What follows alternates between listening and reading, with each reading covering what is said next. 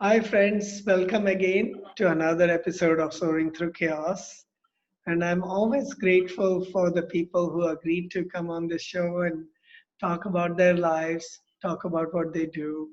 Because at the end of the day, we are going through challenges. These are times of crisis for many people.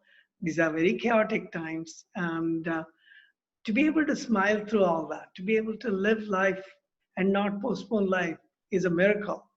And here with me is somebody I got to know at a place none other than Project Happiness, Carole Pertofsky. She and I happen to have served on the advisory board of Project Happiness. And we're very grateful, Randy Taran, if you're watching the show. It was because of you that we met. Thank you very much. Todarabba. And Carol, you've been doing so many happy things, both at Project Happiness as well as at Stanford, the wellness program, the positive psychology, the happiness course. How did you get into all these things? Wow. Well, I was very, very fortunate to get what I consider I had the best job at Stanford, which is that I was the director of all student wellness. It was called Student Health Promotion at the time. And we talked about the typical risk behaviors. What do we do about student alcohol use? What do we do about depression and emotional issues? What do we do about sexual violence? What do we do about oppression?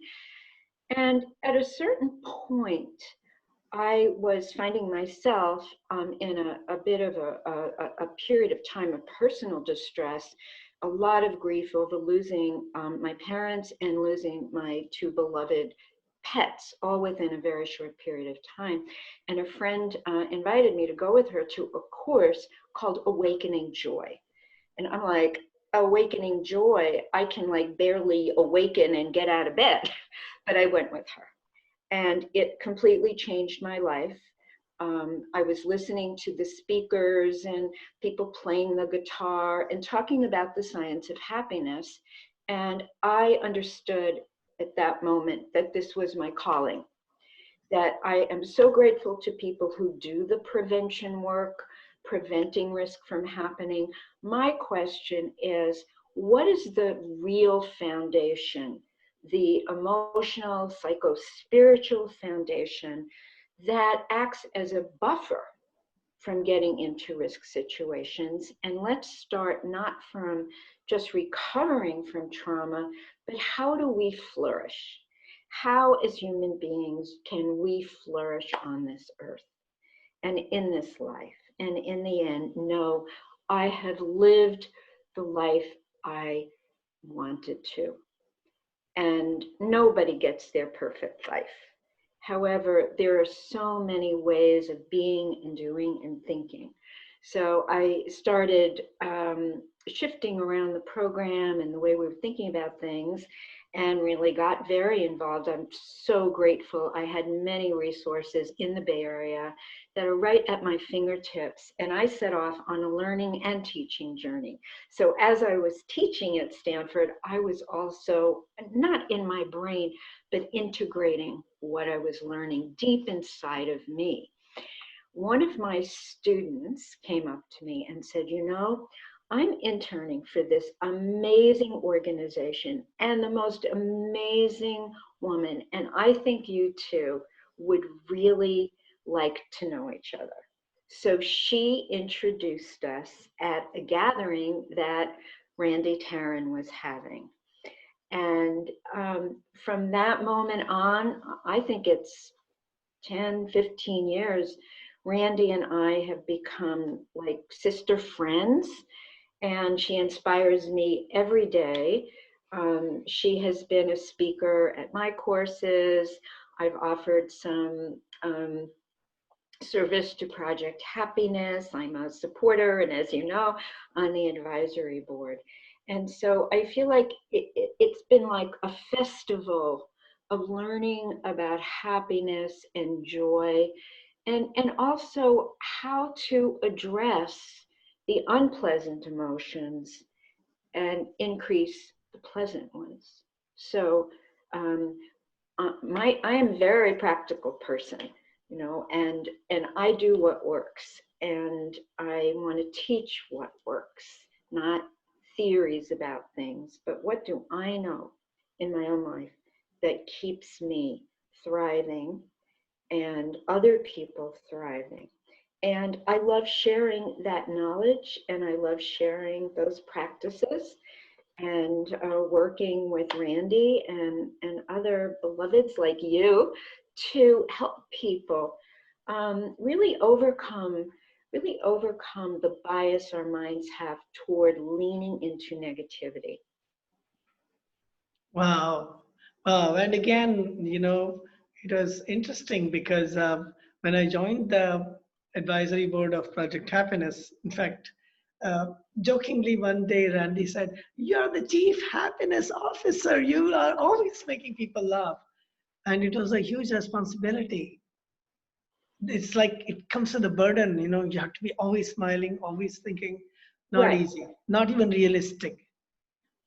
In fact, you must have faced so many challenges, isn't it? Both at Stanford and before. It's not like you got out of your mommy's tummy and you're all smiling. That's unnatural. So that you must have gone through your fair share of challenges.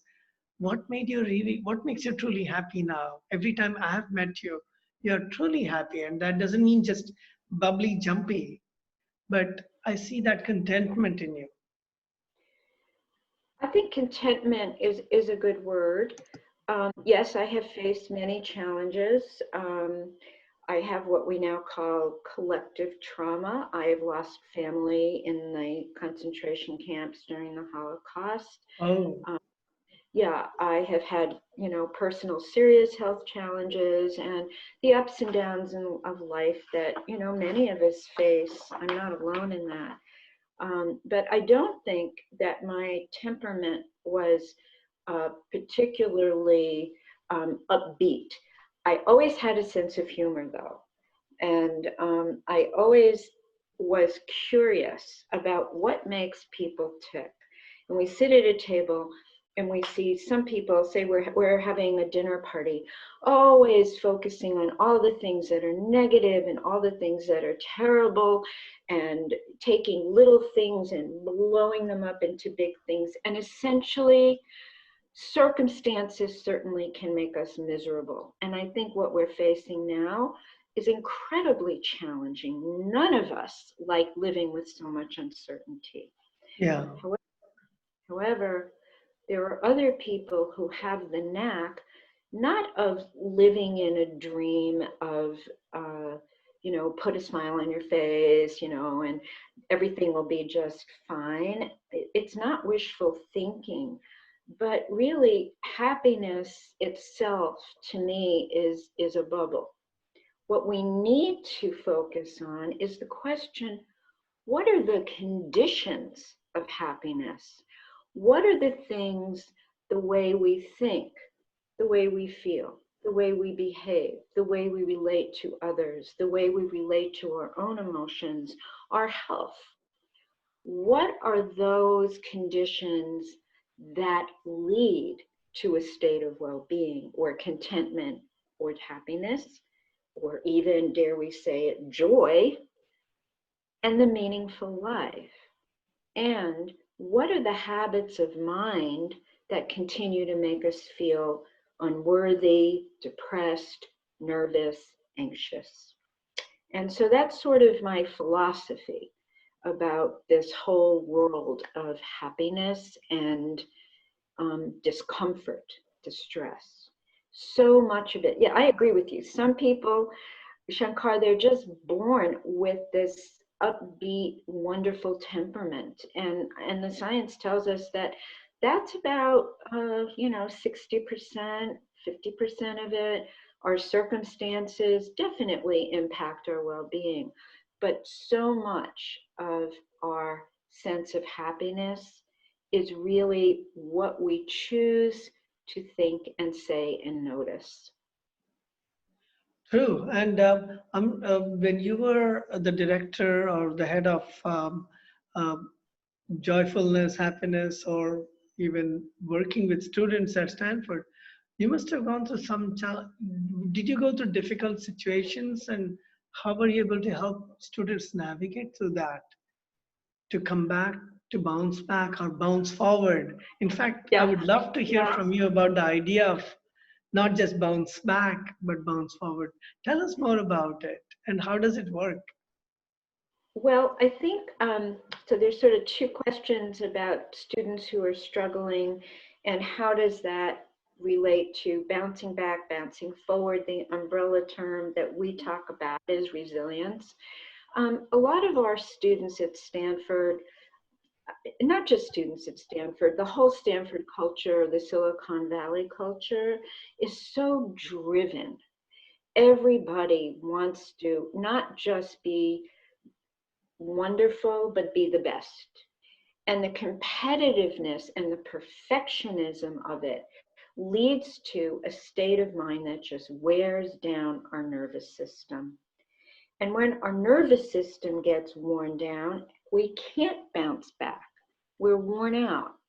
And so our brain, as we know, defaults to a fear state, a depressed state, an anxious state. And in the early days, back, when our ancestors first stood up and appeared, it was all about survival from moment to moment. So we always need our brains are primed, be on the lookout for what trouble can occur. And this is what our students did, and this is what the engineers do in Silicon Valley, and everybody that's striving for excellence. Is part of them is in a really positive way excited and engaged with their work in flow, but another part of them is always anxious. Am I going to be good enough? Do I really belong here? Are people smarter than me? What if I don't do the most amazing job, come up with the best invention, solve the problem in an absolutely elegant way? It's not a fun challenge. How can I, and I really want to engage and master this? That's beautiful when people want to get really good at things. And I always reinforce that because it brings us joy to get good at things. We have to tolerate frustration. On the other hand, when it's driven by fear and anxiety, it becomes a liability to our success, and more importantly, a liability to our well-being. So while we're out there striving to be the best, and Stanford students always doing this, not just the best intellectually, the socially most agile and in looks, be the most handsome, the most beautiful, the coolest, the chillest, fill in the blank. There's always this striving to be something more.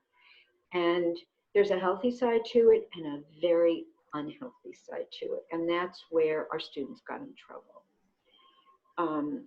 This sort of sense of getting so absorbed in that, forgetting to be grateful for what they have, forgetting to lean into a sense of gratitude for all of their privileges, all of their blessings, and to commit to others, to serving others as well.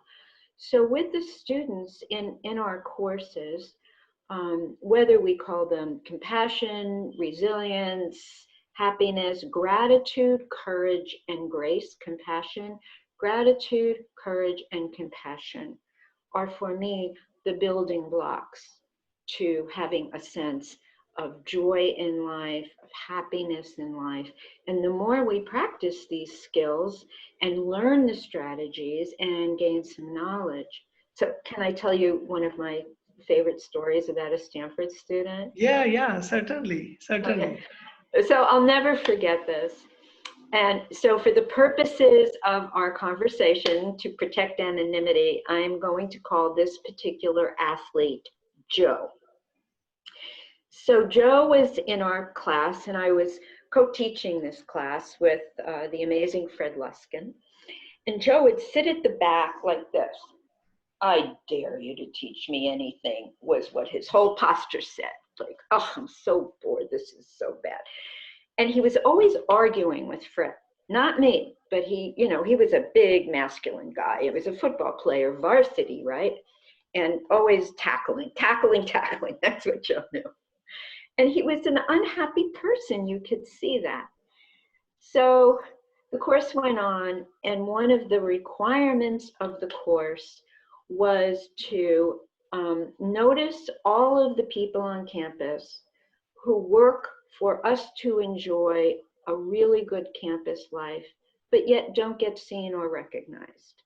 These are the people who generally have union jobs, custodians, food workers, gardeners, everybody that makes our campus beautiful, and approach one of these people and express gratitude to them in a very particular way. You need to make eye contact, and you need to be specific about how they contribute goodness to your life. So for most of the students, they really liked this idea. He was like, whatever.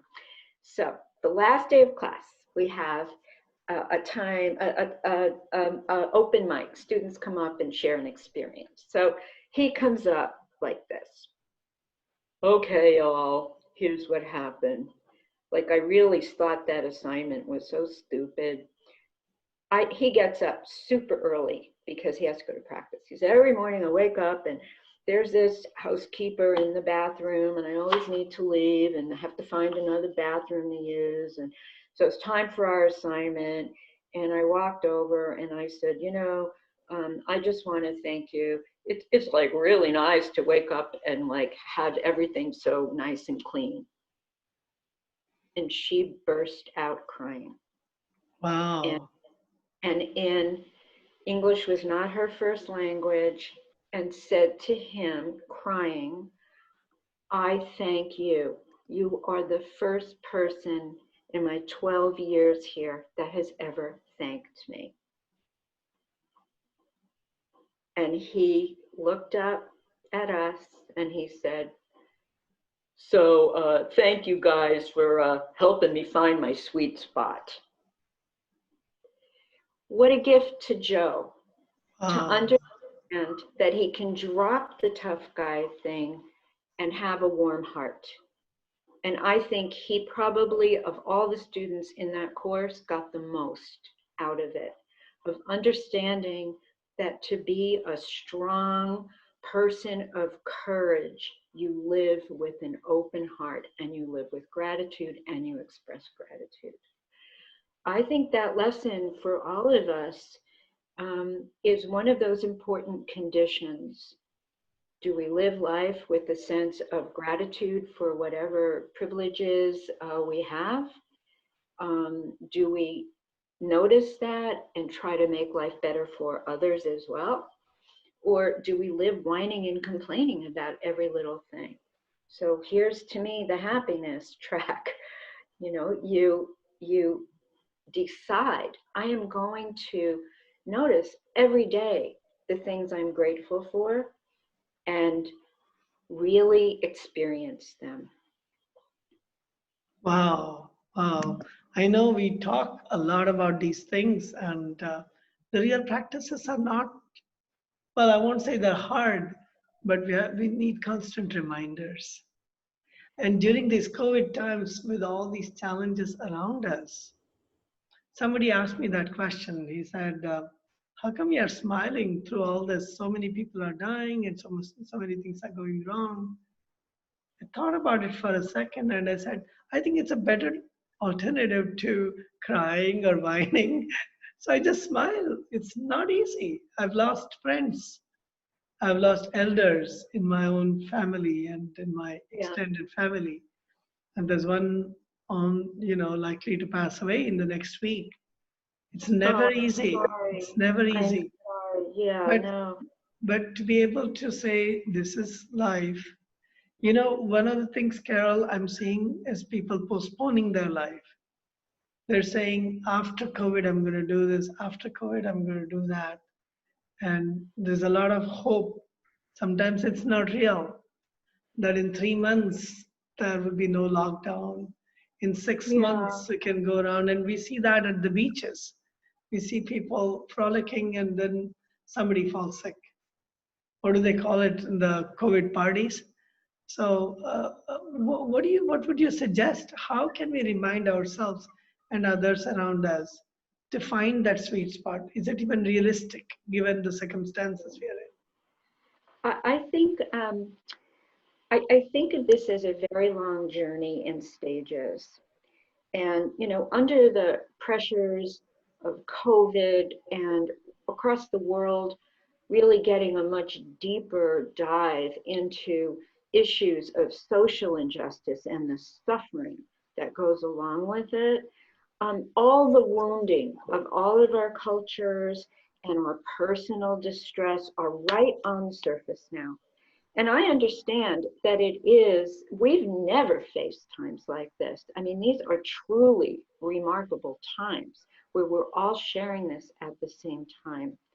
And I think these feelings of trauma, they're like traumatic, are asking us to find greater inspiration and work at deeper levels of healing to renew life, to shape a better world. And no, this is not easy, because in that we need to have hope that we can do this work. And so, you know, we were talking, I become really interested in myth. And one of the things I've been doing, Shankar, is given that I have so much more time on my hands, I've been really looking a lot into the creative arts and what can I learn? What can I learn from poetry, myth, art, music? And I become fascinated by the mythic journey. And in this mythic journey, there are three basic stages. And whether, you know, we're talking about Indra from the Indian culture, or we're talking about Star Wars and Obi Kenobi, whatever we're talking about, these elements are in place. And so I invite you to join me in my enthusiasm for seeing this arc. And so in the mythic journey, the hero, she or he starts out with a departure. And COVID has thrust us into this departure. Ordinarily, the hero's journey, it's the hero's decision. We lost that decision. I believe this is nature calling to us. You are now going to depart from the abuse of nature, the abuse of animals, the abuse of each other. We cannot continue, we cannot sustain this, and we are going to depart from that. And this is a time of great struggle. So in this departure, our self-importance, all these things have just plummeted. And we've departed from the natural world, the world as we know it. And in this widespread pandemic, we together have fallen into catastrophic times, just like every hero on their journey, some catastrophe, some life or death struggle. We are in that. Some of us are moving toward the second stage of the three stages, which is atonement. And this is where the hero steps back and starts understanding, wow, I have missed the mark here. And usually an ally appears. So the ally could be Ganesha, it could be Gandalf, it could be Obi Kenobi. And the hero is usually struggling in isolation. Sound familiar? Yeah. Struggling in isolation, in solitary environments. They find themselves in a cave or under the sea or alone on a mountaintop, and an ally appears, the ally of knowledge. And we have those allies of knowledge speaking to us right now. However, with this huge sense of self-importance, those voices are getting drowned out. And so people are not wearing masks at beaches. People are running around having COVID parties and exposing the rest of us to illness, and in some cases, even death. So this catastrophe is a choice we have right now. We either listen to the wisdom of our allies, the scientists, the experts, and follow their advice, or we rebel because we are so self-important. We have independence, we have our rights, I have my rights. That is the myth, that you belong to a greater good. And when that is realized, the hero's journey goes into what we want to talk about, the third stage, transformation. Transformation comes with the realization that Joe had. Joe, I didn't realize it when I was talking about Joe with you. Joe transformed. How? This beautiful housekeeper taught him how to open to a loving awareness through gratitude, through expressing. And this is what we need to do now.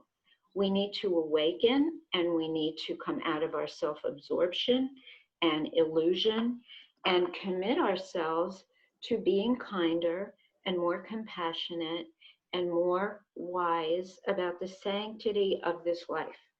Whether we're living it in isolation or perhaps in our lifetime, hopefully this will end and we go into a different life of new opportunity, new possibilities. And in this sort of mythic, surreal journey, what do we want to create out of this? We have so many new opportunities to create a world based on love, based on courage, and based on compassion.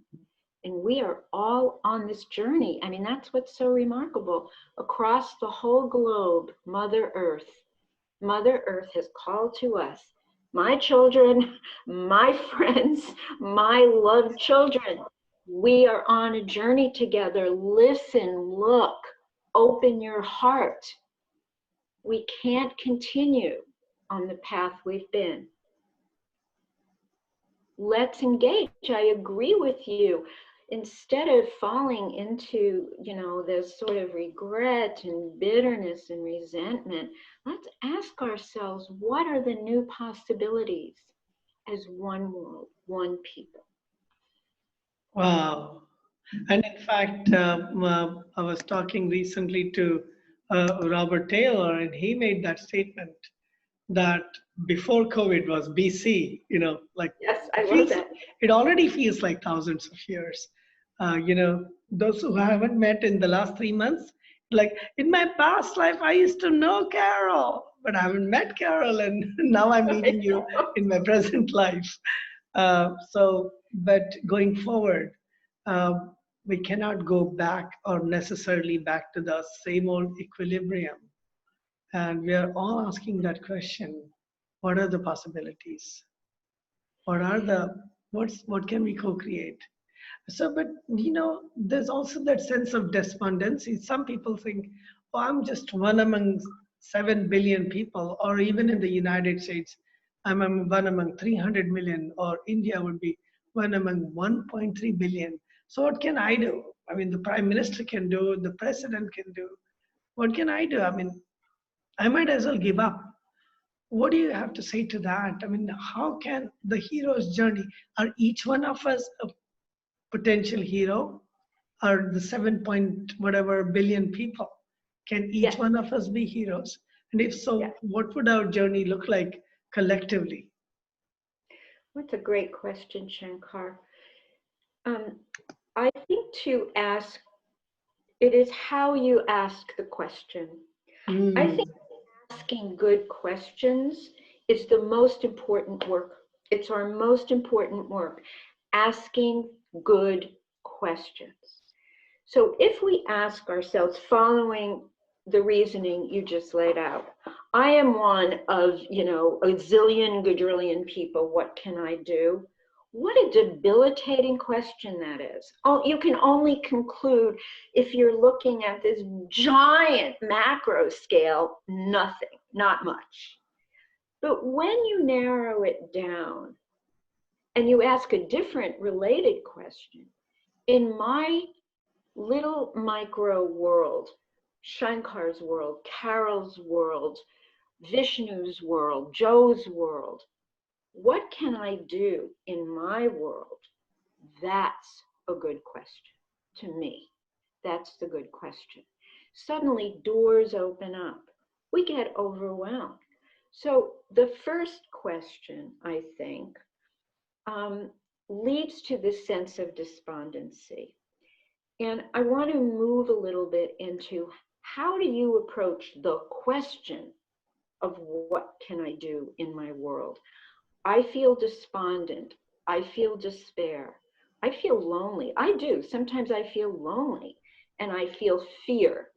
I read about the possibility of evictions and thousands and millions of people being homeless. That's a scary thought, right? Reading about these economic and racial inequalities, it scares me. It grieves me. So what do we do? So this leads to another condition for well-being. And Randy wrote the amazing book, The Emotional Advantage, which addresses this counterintuitive idea. This is part of the wounding of ourselves, the wounding of our communities, and the wounding of this big macro world. We have learned, I think all of us growing up, there are good emotions, and that's what I should feel and talk about. And then there are bad emotions, and I shouldn't deal with those. Another word is the pleasant emotions. Unpleasant emotions is a much more realistic, healthy way to look at what goes on inside of us. So when we feel overwhelmed and overcome by unpleasant emotions, they are not bad. They are just emotions that are talking to us. And if we can change our whole way of thinking when we feel anger, when we feel sadness, grief, anxiety, to just take a few deep breaths and notice without judging, wow, I feel anxious now. Hello, anxiety, you're in me. My body is just screaming anxiety and my mind is thinking anxious thoughts.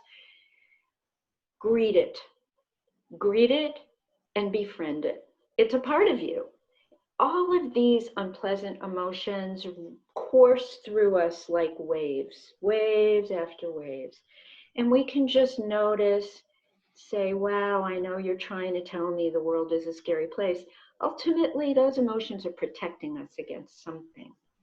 And when we try to struggle against them, we make it worse. We get stuck in the waves and we drown.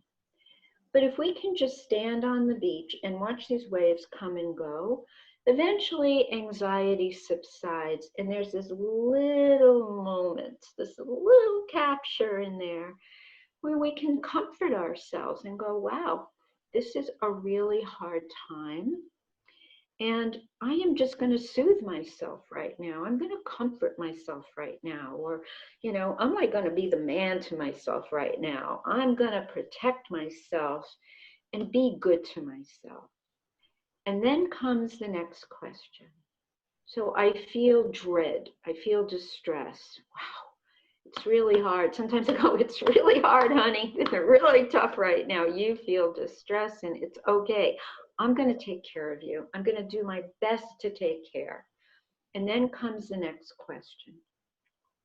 What is my best choice? And in that question, we are all heroes. We can either cave in and go back to resentment, or we can say, what can I do now? And as you said earlier, while we were chatting, I can take a nap. I can read a book. I can Zoom or call a friend.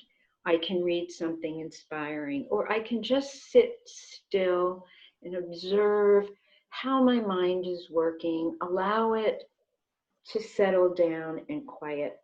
So we always have choice in that moment. But if we label these things, oh, I can't stand when I feel anxious. Oh, here I go again. And we just, it's like we make it even worse. It's just, wow, I'm feeling anxious now. These are really times to feel anxious in. I'm despondent. Of course you're despondent. We all, we're humanity together. We all feel despondent. It's all right. Give yourself what you need and ask good questions. How can I take care of myself? How can I take care of my beloveds? How can I take care of my community? And can I do something little? Can I write some letters about a cause I believe in? Or how can I contribute to my core beliefs? That leads me to something else. To live a life and understand your values and what is important to you, I think the great psychologists and spiritual guides of our time have always come back to this. What in my life gives me meaning? If the answer is I can't find any meaning, then ask yourself, what are my values? What is important to me? What do I really care about?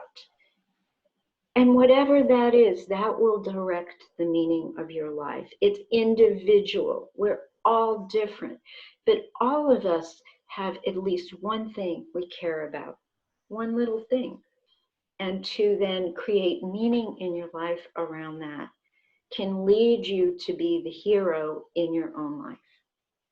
Courage. Wow. Wow. And each time I hear somebody, it's like a kaleidoscope, I'm reflecting back to myself how many different ways we can look at these questions. And that reminds me, I know you're a scuba diver, and I think you still do a lot of diving, right? Well, not for 6 months, No, of course, but I yeah. will. That's like, let's dream. I mean, let's not be despondent. Let's at least dream. It's so much better for our well-being. Yes, I dream of diving. yes. And In I hope fact, listening, dream about what you miss. And dream from your heart. Dream from your mm, heart. mm, Don't be afraid. It's not going to make you feel worse. It will make you feel better. So I true. dream of diving. Wow. So have you learned, because diving is one of those intense experiences where there's a thrill and things can go wrong, especially in scuba diving when you're going down deep, uh, several feet pressure and all that stuff. Were there things that you learned from this sport, this adventure sport, that you can relate to the challenges that we face in life? Could you relate any such experiences? Shankar, nobody has ever asked me that question in the way Well, you do. because And it because makes that's us, it's a brilliant question. And and so, especially because that's something dear to your heart. If somebody asks me about dance, I can give examples from dance because yes, I really do. I So, know. and you dive. I have learned every important life lesson from scuba diving. Seriously, I'm not saying there have been other, there have been other sources that are sources of deep learning for me. But when you look at scuba diving, I was thinking about this because I do miss being in that environment so much. And I've been thinking about it. I kind of have a metaphoric mind, and I like to think, well, what is this about? Physically, it's just the most amazing sensory experience you can imagine. But let's move on at a broader level. Let's look at this in a different way. So here's the thing: preparation. You need to have your body in good shape. You need to be healthy. You need to take care of yourself so that you are a safe diver. Number 2, your equipment. You need to know what you're working with. You need to know how it works, and you need to know how to keep it in tip-top condition. In diving, you need an ally. Let's go back to the hero's journey. You need a buddy. We need each other. You need a buddy who double checks your equipment before your butt goes off that boat. And so you help, you tune each other up. So right there, we have self-care and the power of connecting with another to protect them and ourselves, right? All right, then in many circumstances, you need to know how to get your butt off the boat. You just don't go diving into the water. There are specific knowledge and skills you need to master before you do that jump. And there are different ways to jump, but you need to know how, or you'll hurt yourself. Okay, successfully, here I am bobbling up at the top of the water, and you wait for whoever you're diving with. You kind of settle. This is the mindfulness part of it. You settle first at the surface of the water. You make eye contact. Hello, my friend, we're together. Now, here's the interesting part that to me relates to our conversation. On the surface of the water, it can be very choppy. Waves can be coming and going. The chop, it gets you actually a little seasick, as some of our feelings of distress make us feel a little sick. Sometimes they can, and they do. But when you know that you can just quietly descend by using your breath, which is a skill you learn, just using your breath and settling in quiet, you sink beneath the waves into blue sea. Wow. And blue sea, you need to relax. If you go down, and believe me, when I started as a beginning diver, I was flailing all over the place. And you know what happens? When you struggle and you fight yourself and you battle, you pop back up, and guess where you are? Back in the waves. Choppy waters. Right? So you need to quietly, you actually hold yourself like this, and you quietly descend by using your breath. You stay with your ally, your buddy, and all of a sudden, there you are, the deep blue. Quiet, solid, peaceful, no waves. And honestly, this is our true nature. The waves that are chopping on the surface are our emotions that are just coming and going. But if we can be quiet enough and still enough and settled enough and stay connected, then we are in the beauty of the sea. Now, let's talk about one other thing. We do not go into a state of,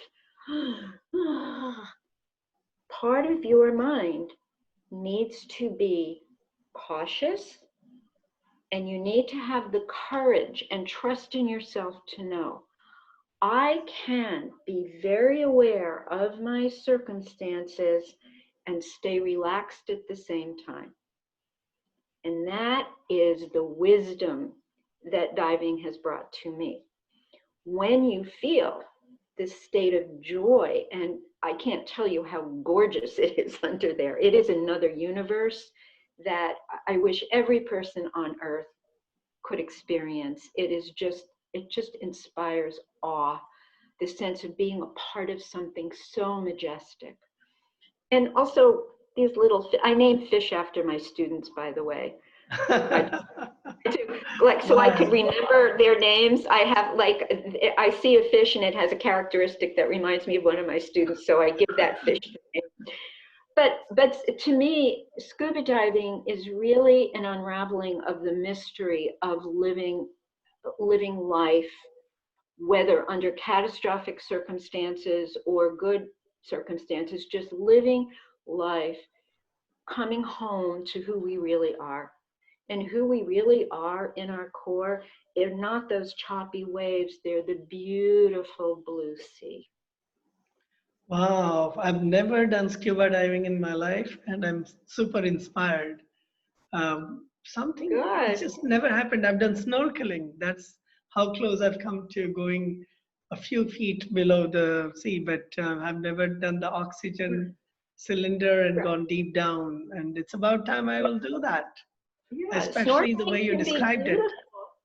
Snorkeling Is beautiful. Yeah. When life goes well, there's, you go snorkeling where it's usually pretty peaceful on the surface. Yes, not the choppy waters. You don't have to go real deep. The time that you have to go deep is to get beneath the turbulence. Yes, yes. A cool And metaphor. and I exactly this is the time, like when we are going through COVID, when we are likely to lose friends and family, when we are likely to lose jobs, and when we are likely to be caught up in divisive fights. And I'm kind of made myself a rule that I will not quarrel with anybody on WhatsApp, especially when it comes to ideologies, because there's so many ideologies now. Should you be politically correct or should you not? Should you say what's on Right. your mind or should you not? Um, being direct is considered good, but direct can be hurtful too, especially when it comes to race and religion and gender and orientation and all that stuff. I don't want to poke you in the eye and say, hey, learn to take it, be resilient. No, that hurts. If somebody pokes me in my eye, it hurts. Right. So, Well, yeah, we live in choppy times. We are right amid a very, very choppy on the surface level. So, we right. have to go even deeper. Absolutely. We So, have to go. we need that scuba dive. And we need that oxygen cylinder to be able to do that, which means the Yeah. support network, as you said, we need allies, the buddies. And we need to keep breathing in fresh oxygen.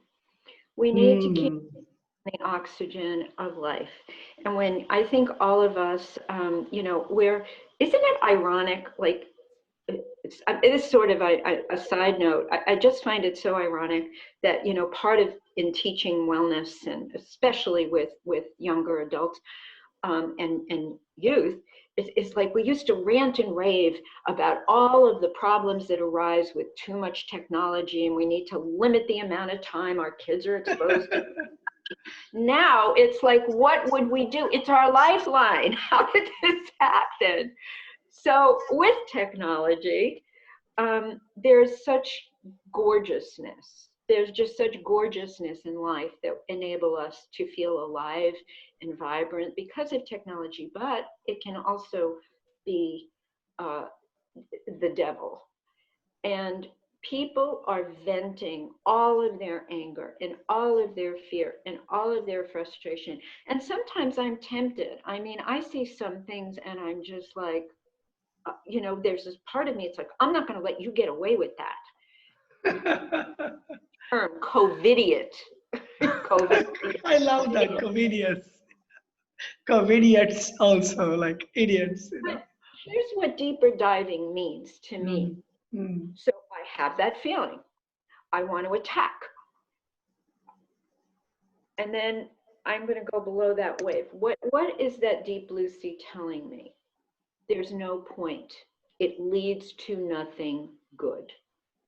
It is not contributing to kindness. It is not contributing to loving awareness. And it's not even contributing to me gaining courage. If I want to have courage to change something, I'm not going to be quarreling with people on media. That is a coward's way out. It is. To me, it's the coward's way to be forceful. It's so weak. It's so stupid. Sorry, I'm getting carried away. That part of me, and it's in me too. I want to do it because it's easier than having courage to actually do something productive, to actually write letters supporting the causes you believe in, supporting with donations or however you could give. If it's not financial, just sending letters of gratitude to people. So instead of taking the weak way out, let's have courage to live by our values and to do so with kindness and gratitude. When we talk about Shankar, I'm going to loop back to that question, how can we create new possibilities? You know, Mm-hmm. me, the new opportunity is to change the framework. And unfortunately, in this day and age, the leaders of many nations are showing us how to be a weak coward rather than having the courage to listen to the wisdom of experts, protect individuals protect people's health and well-being, care for those who are the most vulnerable. And that's the opportunity, I think, to really switch the whole framework, the whole mindset of what strength is about. Strength is about, to me, courage, protection of the more vulnerable, kindness, loving awareness. And it's an ideal. I understand that. It's an ideal. But I would much rather spend my life shooting for that ideal and cultivating those qualities in myself to bring into the world than spend my life full of despair and despondency and bitterness.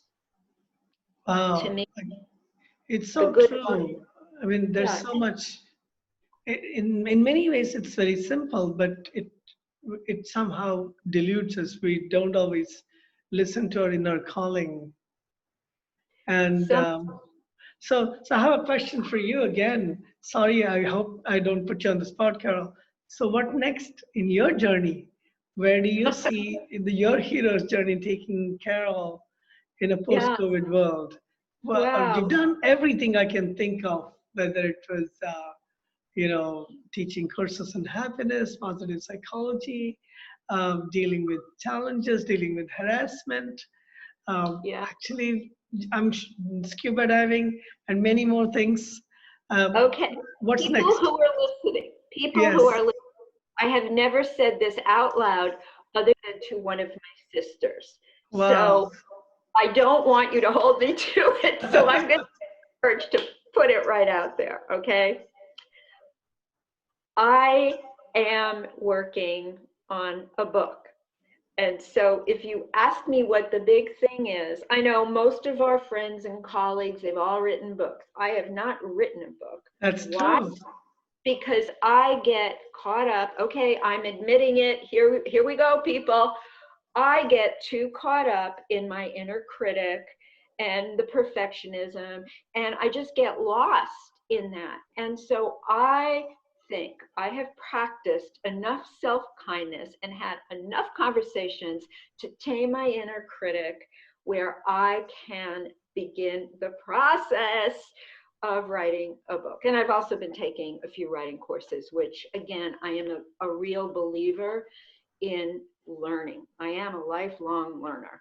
And if I'm doing something and it captures me, but I don't have the skill yet to do it, I need my ally. I need my Obi Kenobi. I need my teachers to say, okay, I don't want to constantly be, oh, this is so good. Yes, you're coming along. I want good, kind, loving feedback. Here's Wow. better.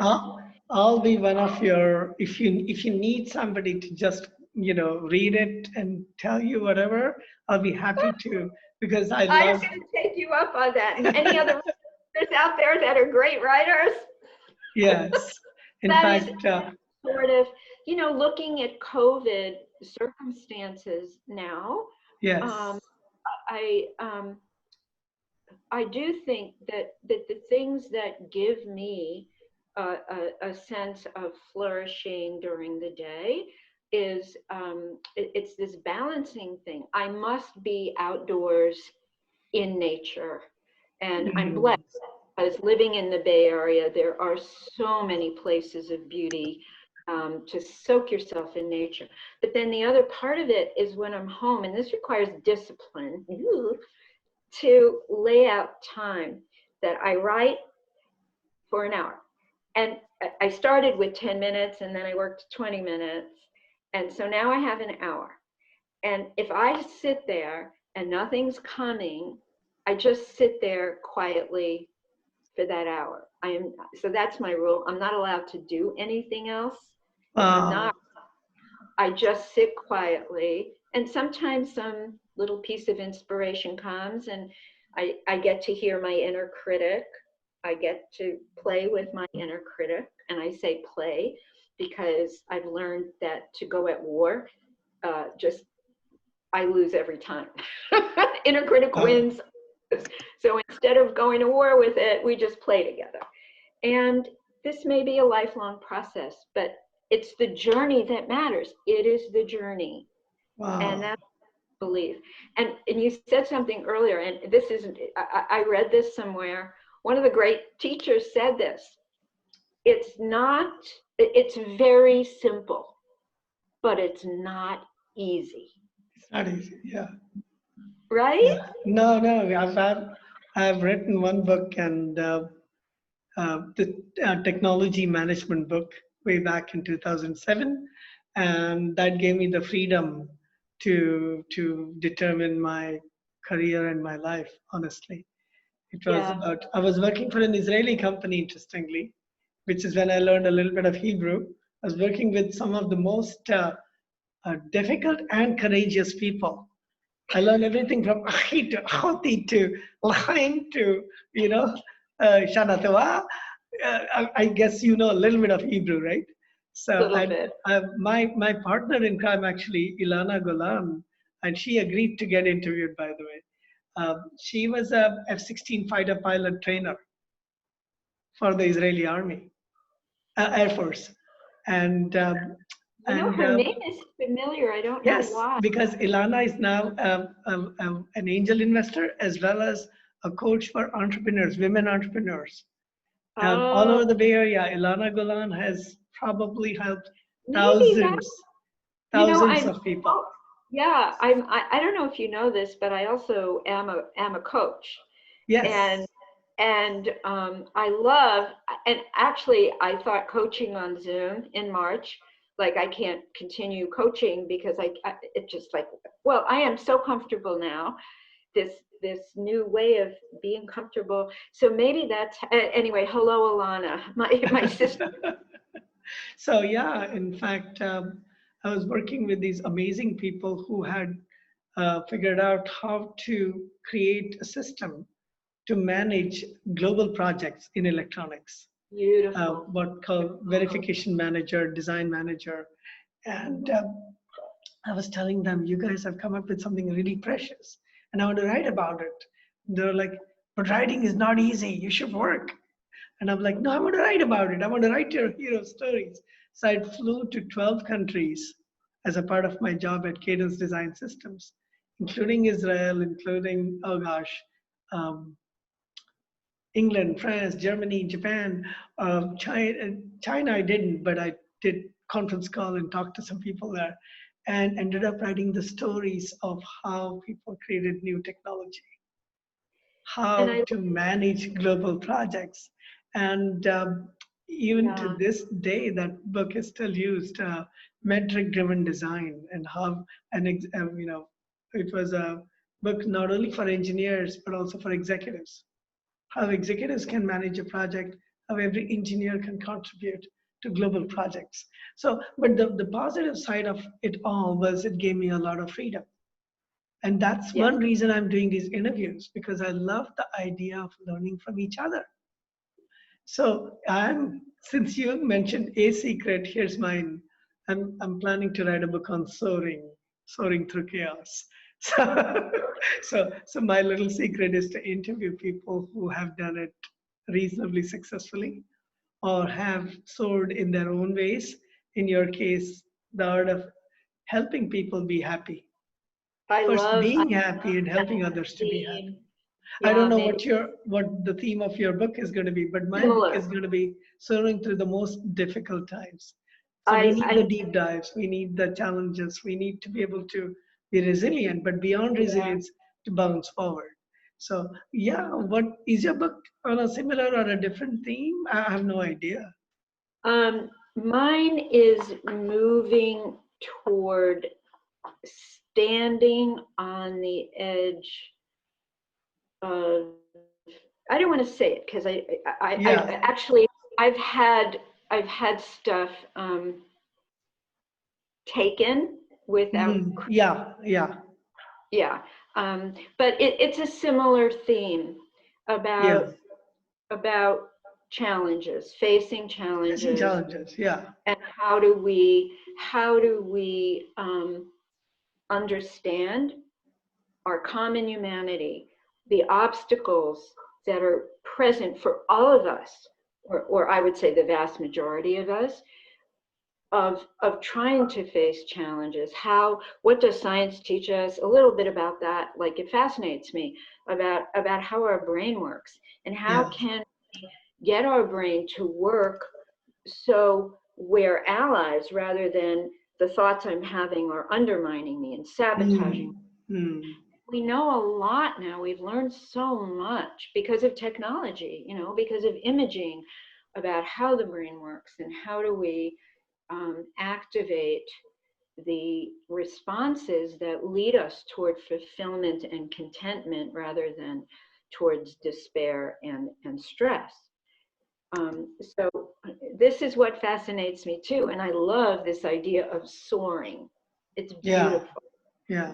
In fact, And it's interesting because I was thinking of the word thriving and surfing.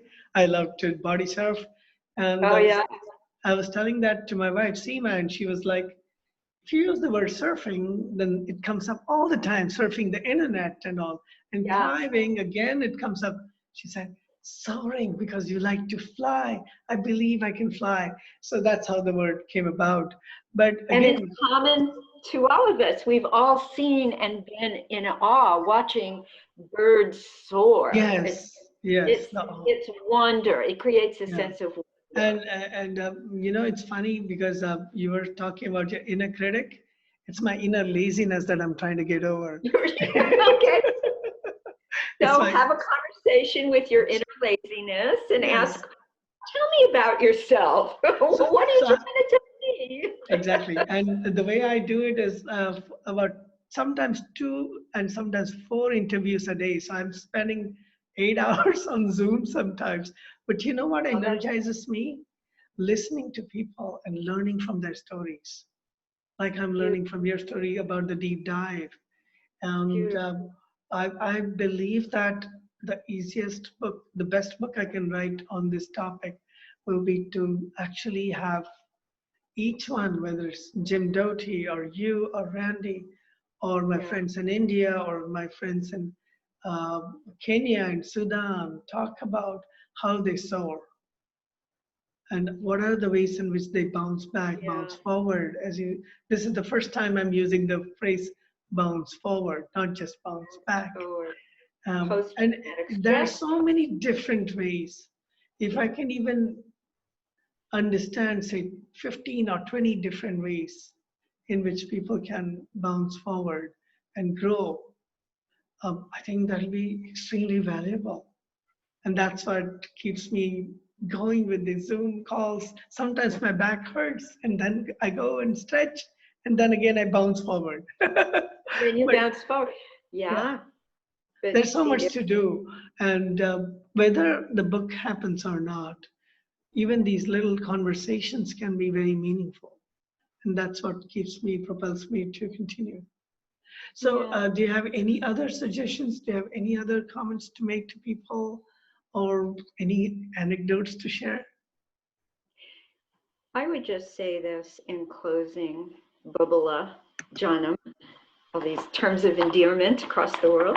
Uh-huh. Um, we think of ourselves and we play very small. And I am guilty of that too sometimes. However, I think if we understand this truth, the world needs us. The world needs you. The world needs you, Shankar. The world needs me.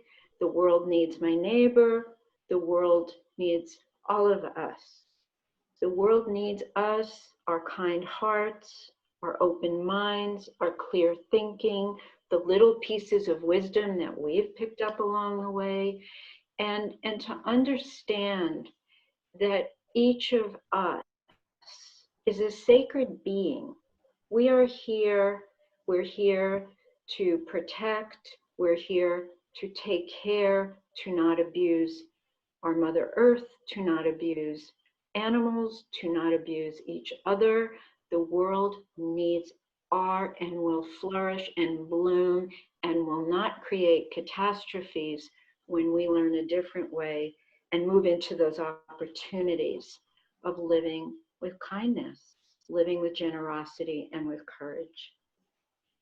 Wow. Yeah, I mean, I'm just so Yeah. amazed that you have actually dealt with hundreds and hundreds of people in your career, and what you're speaking is really from experience. There's a lot of theory out there, there's a lot of MRI scans, but nothing better than facing people going through hardship, difficulties, challenges, and to be able to be there for them. And I want to salute you. I want to thank you. You've done it for what, more than 15, 20 years, being there for 25 students? now. Wow. 25, yeah. Wow. It's a quarter century of being of service. And that's a huge experience as one of the best teachers. So I'm so looking forward to your book on this subject. And I'm And looking forward. And Shankar, I want to honor you since I've met you. And I know, you've gone through your own life mhm, challenges. mhm. And, people look at you and go, oh, I bet he's just had an easy life. No, you have not. You have faced lots of struggles. And yet, it's that commitment to living beautifully, to living a good life, to contributing and to growing. We're all growing, to growing inside yourself, to learning. And you inspire me every day. Your smile inspires me. I miss seeing you, and maybe someday we will all come back together again in person and Yeah, enjoy yeah. the Well, thank conversation. you. Thank you. We have to do that trip together to Mexico that you were mentioning earlier. And I was there Sí, for 4 months. vámonos ahora. Yes, yes. It's such an Yeah, amazing place. And I was in Mexico accidentally for 3 months during the pandemic. And yeah. I really loved it. And or in Thank the United States or in India. So, so many more you. places to visit. And so, to people out there who have been listening patiently, thank you again. And there's so much we can all learn from each other. As Carole mentioned, if you have any comments for her, you have any questions for her, you have any anecdotes to share, you can directly come to me or to Carole or both of us. We will be giving the right contact information with along with this video, whether it's your, do you have a website, Carole? I don't remember. Or is it the Facebook page? How can people contact you? Facebook is fine. Facebook is good. So same thing with me, Facebook and Instagram or LinkedIn sometimes. But yeah, Facebook is good for me too. So we'll Yeah. share all that. And if you have any suggestions or if anybody can help edit, I know for sure that Carole is working on something really interesting. And at the right time, I'm sure we'll appreciate your support in making it happen. And Thank you. it's time to say goodbye. And thank you for being with us. Thank you, Randy, if you're Honored to watching. have been with all of you and Shankar, for such an honor to be invited to enjoy this opportunity with you and with all of your listeners. Yes, may you all be healthy, may you all be well, and even may you all be happy. Yes, yes. Thank you. Thank you all.